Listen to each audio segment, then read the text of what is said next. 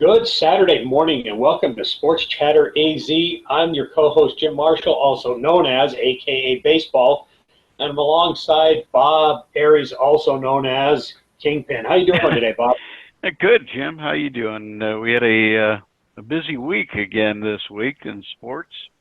Yeah, very busy week. Let everybody know that live on YouTube every Saturday at 8 a.m. Mountain Standard Time, and we'll talk all Arizona sports. We'll mix in some national news as well because there's always national going on.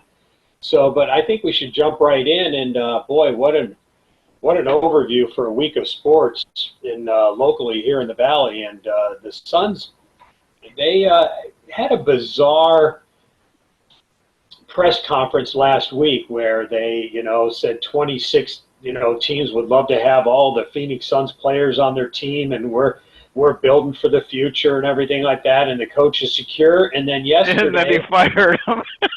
2 days ago, they fired Frank Vogel, which is always a bad sign. Anywhere in sports, whenever your coach or manager gets a vote of confidence, that's always that's not a good sign.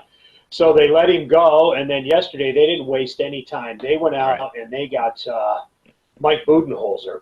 And so we'll talk a little bit about that, and then we'll also bring up the Diamondbacks. They swept the Reds, which was a nice surprise. I know the Reds are struggling, and then they went into Baltimore last night, and Brandon Pfaadt didn't pitch bad. He didn't pitch great, but once again, the hitting wasn't available. They did have men on base, but they just couldn't get them around. Um, I think if they could win one of those games in Baltimore and come back at 4-2, I think the fans would be happy. Are they starting to put it together? I don't know. Time will tell. The month of May is really going to be the game changer on that. We'll Yeah. talk about the injuries, and then we're going to provide a little bit of an update that Derek Hall gave to. We're going to KNXV Channel 15 with Kaylee O'Kelly. She sat down with an interview with Derek Hall to update the stadiums. So we're going to kind of jump into that as well. I know that's been a little bit of a hot topic. Are the Diamondbacks? They announced.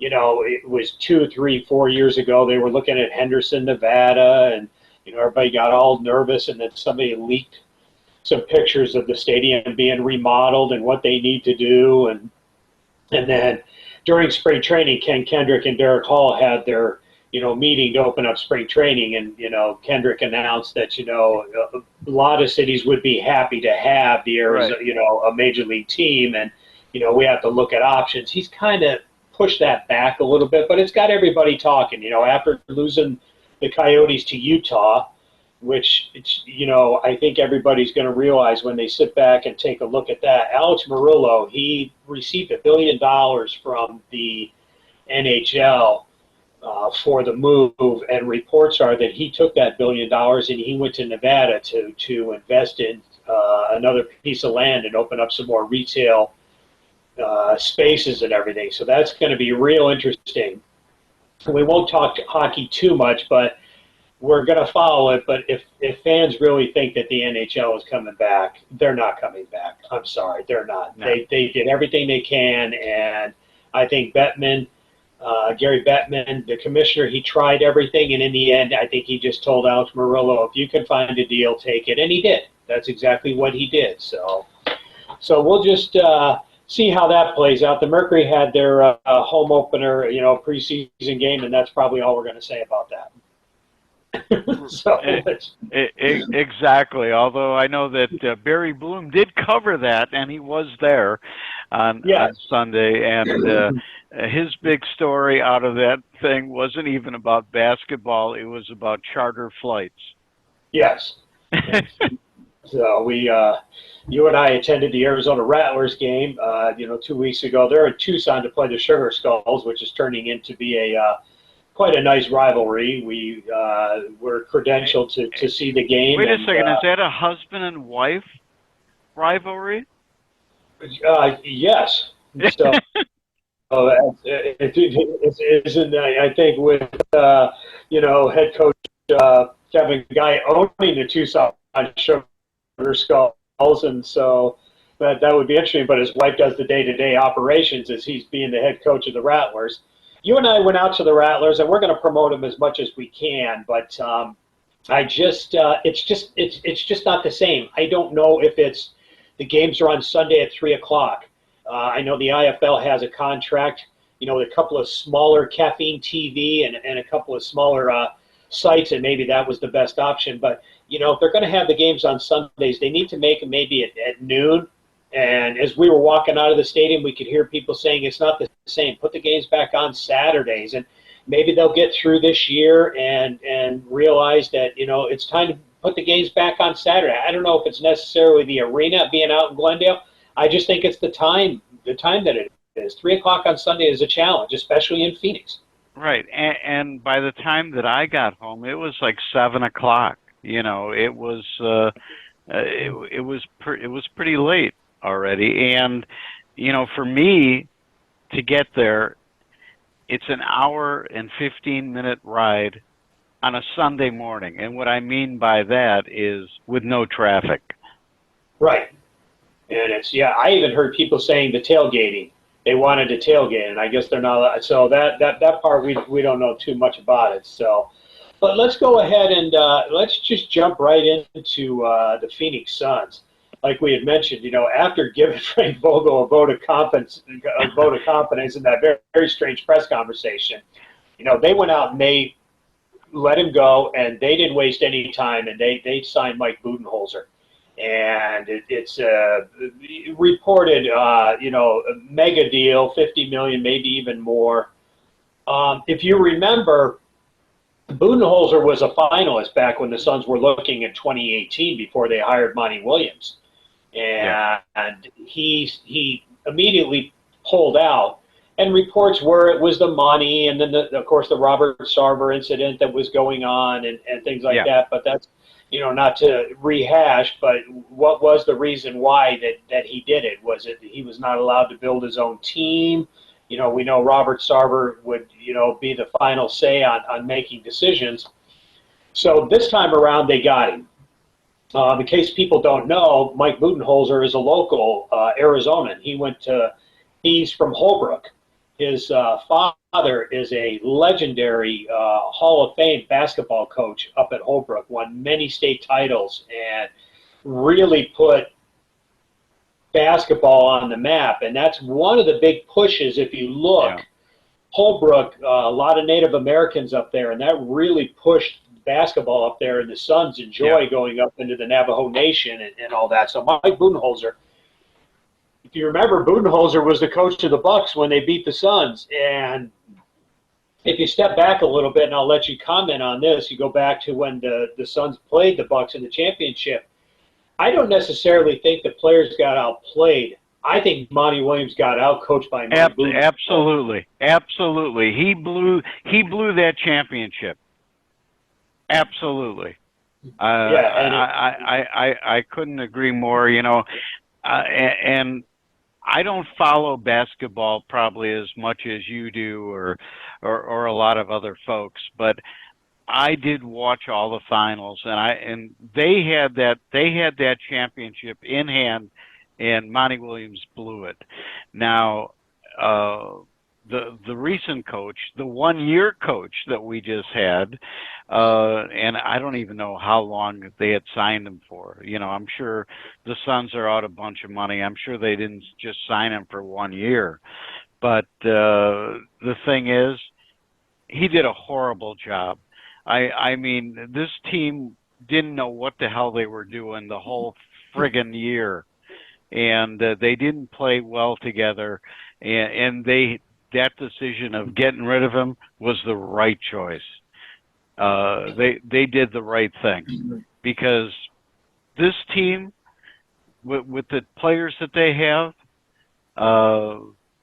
they should be still in the playoffs right now.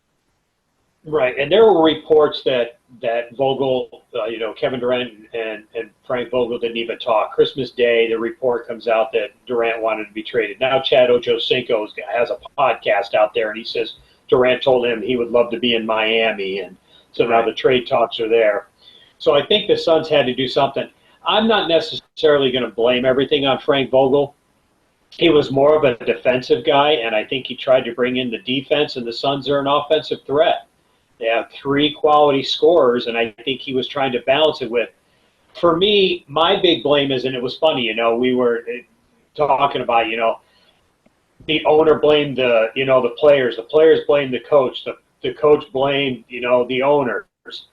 Um, Maybe it's the fans' fault. Maybe we weren't loud enough. Maybe maybe when we went to the games, so we got to blame something. But I will say this. Any more excuses? Frank Vogel did everything that he could. It came down to the Suns do not have a playmaking guard.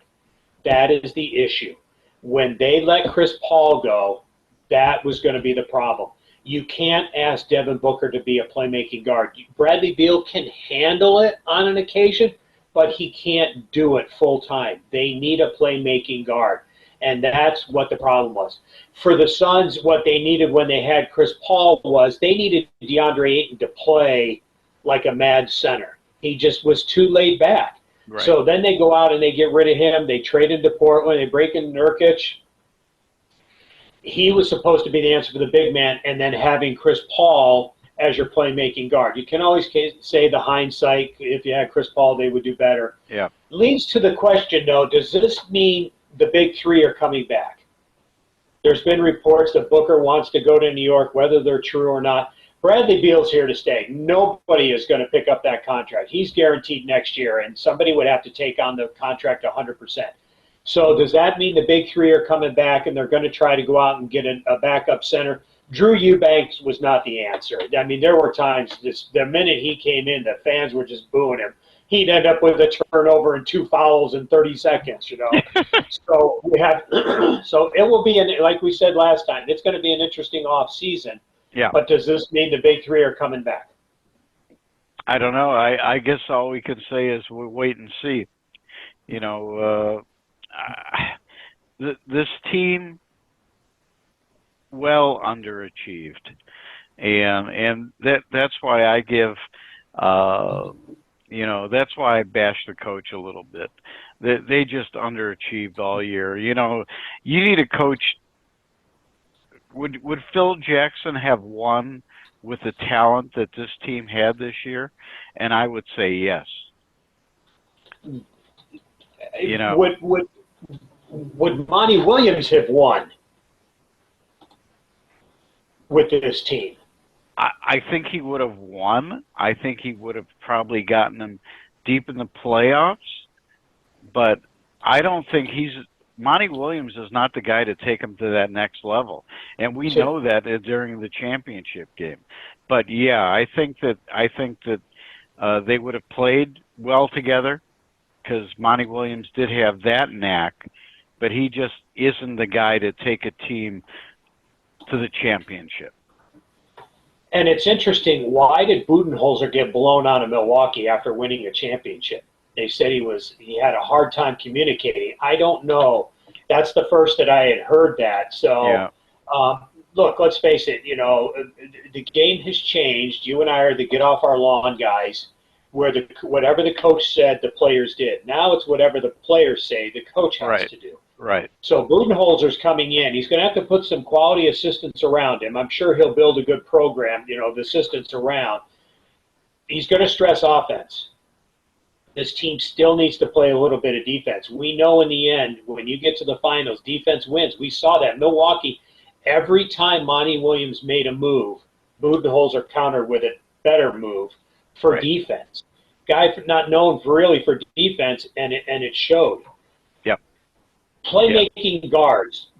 James Harden is going to be available. I'm going to tell you right now, I love him. He's a Sun Devil. Go Devils. Yeah. I do not want James Harden on the Phoenix Suns. Yeah. Why? He would be great. The fans would love it. But the minute he gets into the playoffs, what's he do? He falls apart. He can't play. There's just not a lot of playmaking guards. D'Angelo Russell with the Lakers, is he going to want to come over here? He's not happy in L.A. We talked about Darvin Ham being blown out in L.A., and boy, he was quite vocal about what he had to say. He was calling LeBron James. This is LeBron James's team. He took over. I wasn't allowed to make anything. Anthony Davis suddenly disappeared. So, how about him for an assistant coach with Budenholzer? Russell Westbrook. Do you want to bring in Russell Westbrook? That's another eyesore. Tyus Jones from the Washington Wizards is an interesting free agent that's out there. Now, the problem is the Suns don't have any money. What are they going to do? How are they going to do? They're already the highest cap team out there, and that doesn't seem to bother them. Right. But it will be interesting to see what the Suns are going to do. They have the draft coming up. I think they have the 22nd or 23rd pick. Everybody says, "Oh, you can get it." It's actually a deep draft for playmaking guards this year. It's actually a deep draft for both shooting and playmaking guards.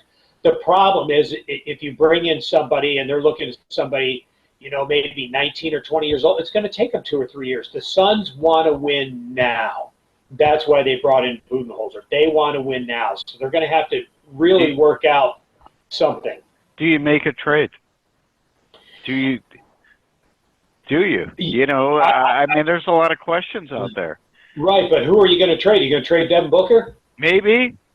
I mean, they had Durant. Hey, listen. The way I look at it, they haven't won with him. Yeah, they haven't. Why not? This is his 7th coach in 10 years. Yeah. So it's going to be interesting. Kyle Lowry from Philadelphia. Has he really been around for 10 years already? 10 years. He came in the league at 20. Yeah, he came in the league at 20. He has an opportunity to go down as the greatest Phoenix Sun of all time. And if he could win a championship, he could actually be the greatest Phoenix sports member. I mean, right now we're looking at Larry Fitzgerald. But if Devin Booker wins a championship and he stays with the Suns, he has an opportunity to be, you always talk about the Mount Rushmore, who's your 4 Mount Rushmore of, sports in Phoenix? Everybody says Randy Johnson, which is fine.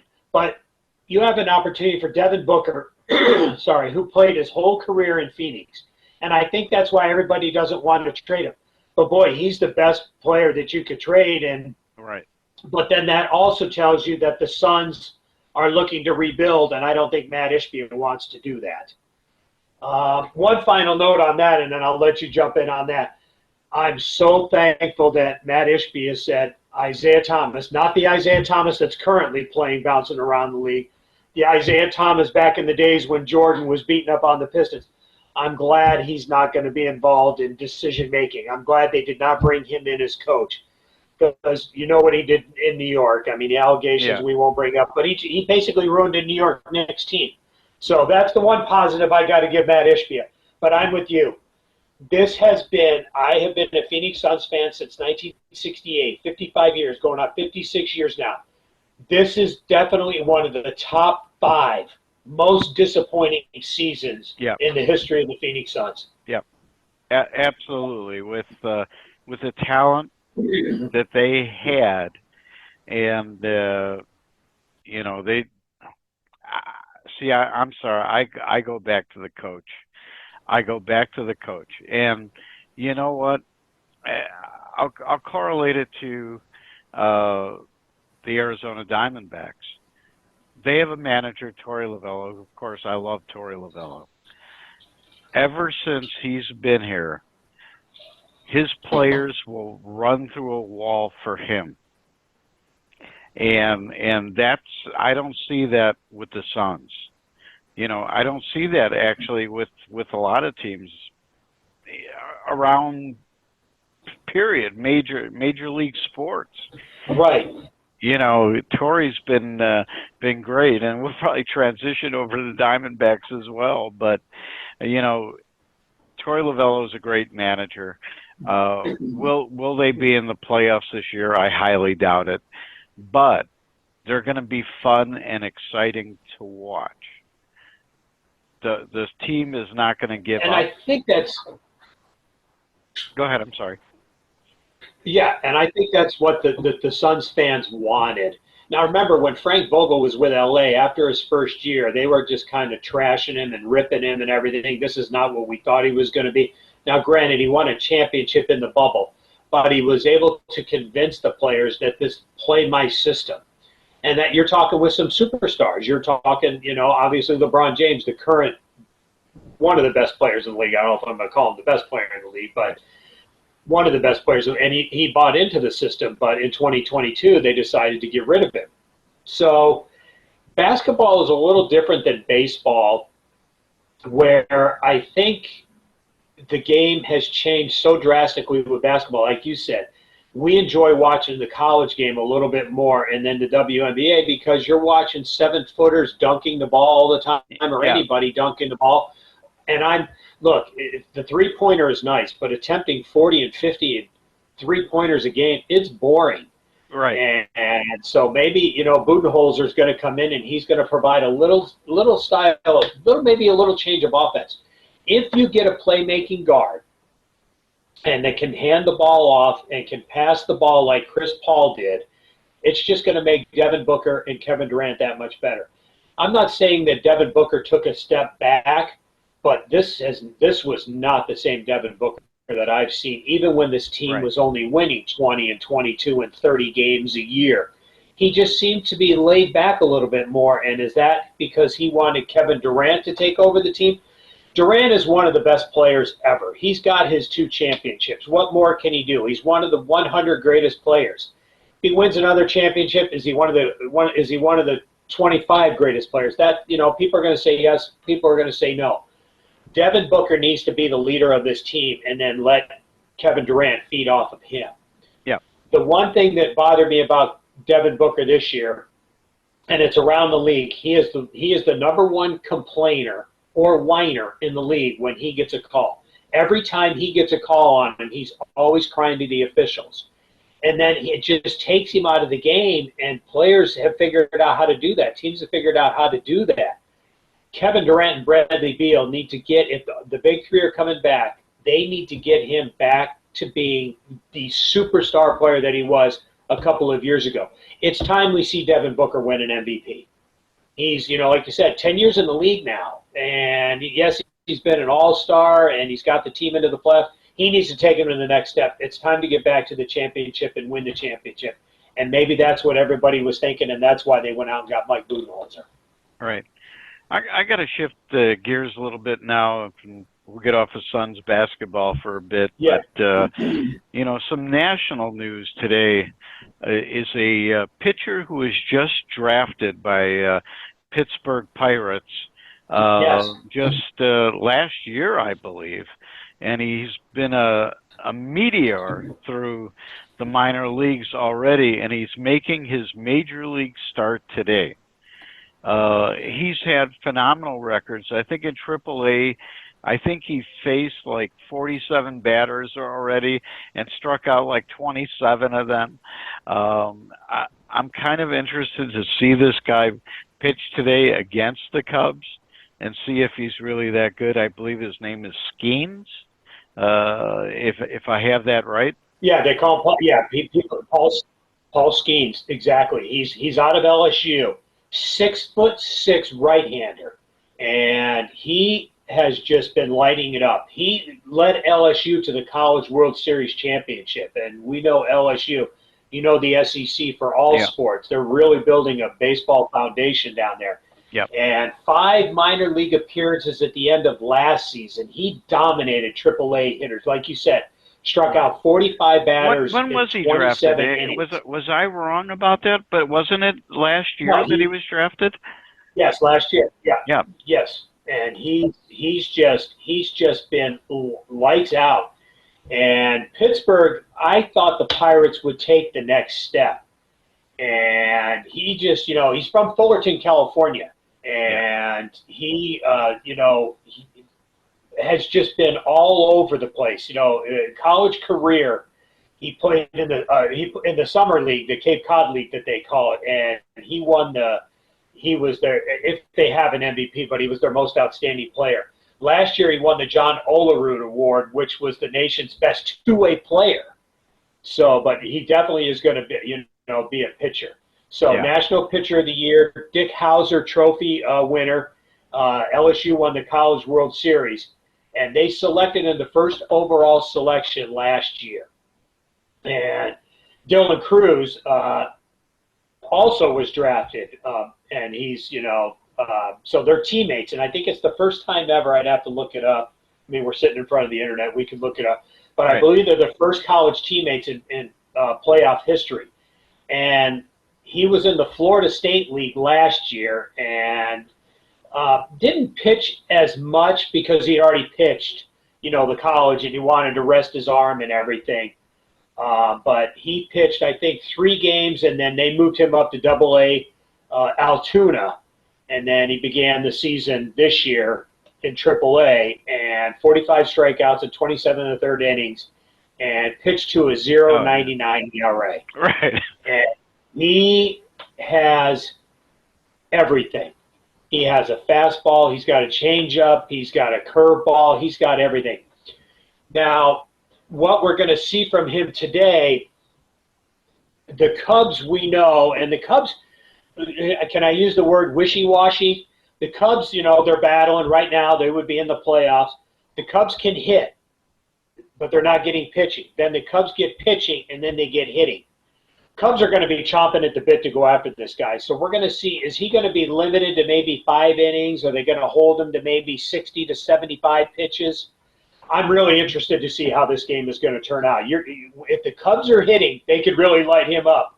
But if the Cubs aren't hitting, this guy could really dominate. And you're right. This is going to be a very exciting game. Yeah, and the guy, well, it's kind of interesting with the Cubs, and we'll just touch upon them for a second before we head over to the Diamondbacks. The Cubs haven't been hitting recently, but the guy who's come back and has already hit a few home runs and has done it very silently is Cody Bellinger. He's starting to come back around. He now has 7 home runs. Ian Happ has been a disappointment this year. I don't know what's going on with him. He's like the 2nd or 3rd highest paid Cub, and this guy is just struggling. Last night was his first extra base hit since April 23rd. So I don't know what's going on. Maybe home cooking for him today will be the thing. He is a Pittsburgh native or a Pennsylvania native. So we'll see what happens there. And sorry to. That's right. The guy who's been really lights out for the Cubs, and I don't know who's pitching today because they pushed what's his name, Talion back. Is this Japanese pitcher? Is it Ayamanga? I'm not. We're just going to call him the Big Show. Yeah, Shota. This guy has been incredible. Finally, he got tattooed for 2 runs the other night, but his ERA is 1.08. Giving up the runs, I thought the Big Show, I thought that was going to bother him a little bit. And, even the media was talking about, oh, he's given up a couple of runs now. He was able to settle down, and he was able to handle it quite well. So he's got Justin Steele has pitched very well for the Cubs. Granted, only 2 games and 9 innings, and I think he's given up a run and 8 strikeouts. Yeah. He's on the mound today, is who they have listed. It should be. It's setting up to be a great pitchers duel. We'll see if this kid comes up and he's not like pooping in his pants, for being his first major league game. But we'll see how he does. Well, it's interesting. They're comparing Skeens to former Cub Mark Pryor. And remember how Mark Pryor was. Were you living in Chicago at the time when Pryor came up? Did he not have that town on the, Kerry Wood is another one, and they had that. But they're comparing him to. So you hope that you don't have the arm burnout like you had. And we'll talk later more about a lot of the pitchers getting hurt. But, and I think Kerry Wood still lives here.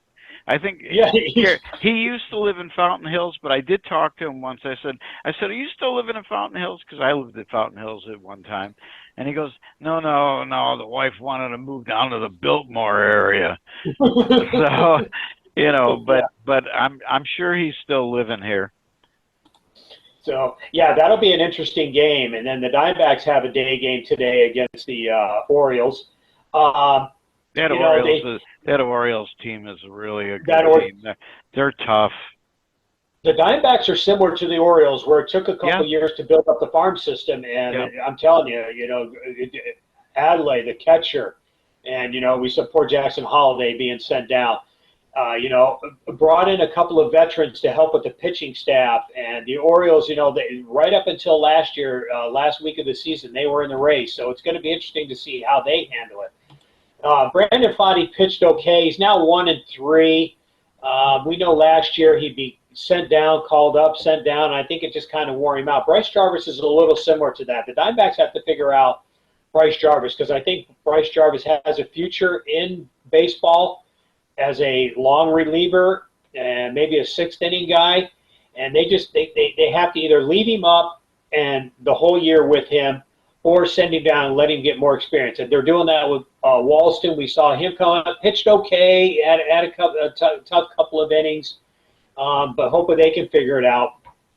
Paul Sewald came back. Yeah. And in his first game gave up a home run, which, he has not really pitched, even in spring training, and I know it's spring training, didn't really look that well ever since he gave up the home run in the World Series.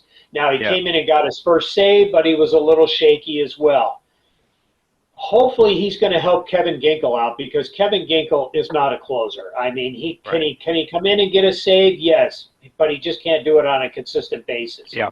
So if you have Sewald pitching 2-3 nights, maybe then you have to bring Ginkel in. That forced them to send Scott McGuff back to Reno, and you and I know enough with McGuff. They're going to have to make a decision on McGuff. He's guaranteed.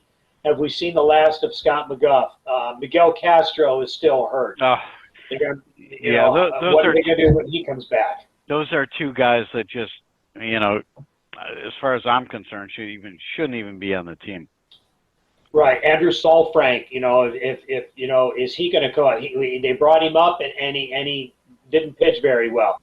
These guys, some guys can go up and down, and it doesn't bother them. Ryan Thompson has looked the best, though he gave up a run the other day. It's going to happen. So the injuries, they're starting to get some guys back. Perdomo is still, I guess he's taking infield practice. He hasn't really swung the bat. Alec Thomas, he had a hamstring setback. They really need to get him back. For some reason, he seems to make Corbin Carroll go. They seem to be more than just players on the team. I guess they're actual real buddies on the team. So they got to get him back. Corbin Carroll, and I'll throw this out to you and let you talk about it. Corbin Carroll, the sophomore jinx. Is he pressing too hard? Is he trying to, he had the chance of MVP last year. He won the Rookie of the Year, and he's got to set up more. That sophomore jinx in baseball really can bring a player down. Right, and that the other night, though, it looked like he may have snapped out of it, but we'll see. I mean, that's one game where he had, 5 RBIs or something. Yeah. And, I don't understand. Listen, if you're not hitting, why aren't you bunting? You're probably one of the fastest guys in the league. Nobody throws him out on a little dribbler anywhere within the infield. And he does so much when he's on base. He can steal a base. So he needs something to snap him out of this. And I never thought very much of the hitting coaches on the Diamondbacks. Joe Mather, I don't think much of him. Didn't last year. Really thought he would be fired at some point, and he's still with the team. Right. And he should be working with the hitting coach, or the hitting coach should be working with him, because something's going wrong. They need to look at video of what he did right last year. What did he do right? He went to left field a lot. If you remember, a lot of his home runs were opposite field homers. And I don't know if he's trying to pull the ball. I haven't watched, and I'm being quite honest when I say that, since we really don't cover the Diamondbacks. We're not in that press box. We're not on the field. We're not getting the feel of the team like we used to. We're observing from far. Right. But observing from far, something is wrong, as we know baseball. Been covering that. That's our. I'll say it. I mean, it's in your name. that is our main sport, right? The one that we have covered for years, and there's an issue there right now. I don't know if it's mentally, when it comes to Corbin Carroll, or if it's, How about the league has adjusted to him? Well, that could be, but I would have thought that the league would have adjusted to him last year too. It is that sophomore. I don't even want to call it sophomore jinx. I think it's mental right now. I mean, here's a guy who was rookie of the year, right? And he's not performing. Now, if I was Torrey, I might sit this guy down for a week. Or do you really shake his ass up and you throw him down on the minors for a week? Right, that's what everybody's saying. Why wouldn't he send him down to the minors? And then you have the other side that says, well, he just won the rookie of the year. Let him get through it, and he'll get through. He'll start. He did slump a little bit last year and then came on. His defense is still good, and that tells me that maybe he's not really dealing with this, because the sophomore jinx. You can go back to Ryan Sandberg. I think right after his rookie year, he struggled big time in the month of April, in the first 2 weeks of May, offense and defense, and then he took off. Gary Carter and Troy Tulowitzki are probably the most famous who struggled in their sophomore year. So maybe just having Alec Thomas getting back, having Geraldo Perdomo out there might change it, but it's going to be interesting. If this Diamondback team is going to stay in contention, and we hate to say it, with all these injuries and the overused bullpen and everything, this team could be out of it by the All-Star break. So you got to get some guys back. Teams go through injuries, but they got to find a way to bounce back from it. And maybe just getting some of these guys back will help relax him a little bit and see if he can do it. But I'm with you. They got to figure something out with Carroll, because he makes this team go. He really does. Right. I mean, because he could do so many different things, but he's got to get on base to do it. And right now, what do you do? And you know what? Realistically, who else are you going to put in his place? I said maybe you can send him down to the minors for a week, but who else are you going to put out there? There's AJ Vukovic, Ivan Melendez. Those guys aren't ready yet, so that's going to be interesting. So they do come home. They come home for a nice homestand. See if they can get healthy there. So, well, Bob, this Kingpin, this makes this time go by really quick. There's always a lot of sports to talk about. It used to be the Big Four. Now we're down to the Big Three. But we didn't even get a chance to talk about the Cardinals with rookie camp getting ready to open and getting their players signed, and a little bit that's going on at Chase Field and everything. But there's always that gives us an opportunity to bring in next week. So it was a good quick show, Bob. But we always have lots to talk about. We'll see what this week brings, and we'll bring it back for next week. A ton to talk about, and next week, I know we won't have our technical difficulties, but we will blame Zoom on that one this week, because unfortunately we couldn't do it. But if you do want to see the show, you can always see it on Pro Sports Broadcasting, and the link is on Pro Sports Radio as well. So, Jim, always great, always fun, always good to see you. We go to the same barber, so same barber, got to freshen up. So we'll have everybody join us again next week, and Bob and I will be ready to go and talk more Arizona sports. We'll talk to everybody next week. Bye for now. Have a good one, everybody.